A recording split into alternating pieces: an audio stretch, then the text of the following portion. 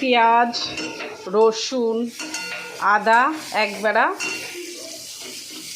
3টে মিক্সচার মেশিনে একবারে দিয়েই বাটলাম।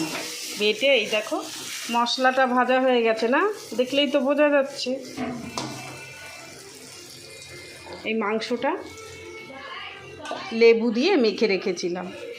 লেবু কিংবা দই দিয়েও মেখে রাখতে পারো। আমি যখন মশলাটা দেওয়ার আগে একেবারে গোটা গরম মশলা দিয়ে জিরে সম্বরা দিয়ে একেবারে পেঁয়াজ রসুনটা পেস্ট বাটাটা তেলের পরে দিয়ে দিই, একবারেই দিয়ে এই দেখো নাড়াবো চাড়াবো। কড়াইটা কাত হয়ে গেছে, আমি তো এক হাতে ফোন ধরে আছি আর এক হাত দিয়ে নাড়াচ্ছি। আর দেখো, দেখেছো কাঁচা লঙ্কা এ দেখো দুভাগ করে রেখেছি, পড়ে গেল, তুলে নেব পরে, তুলে নিয়ে ধুয়ে দিয়ে দেবো।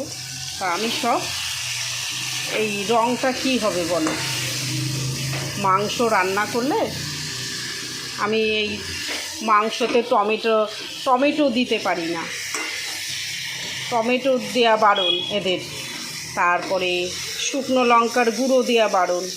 আর আমি সব তো বেটেই নিই, হাতে বাটি, যখন দেখি অনেক পেঁয়াজ বেশি দিতে হবে তখন আমি মিক্সচারে দিয়ে দিই।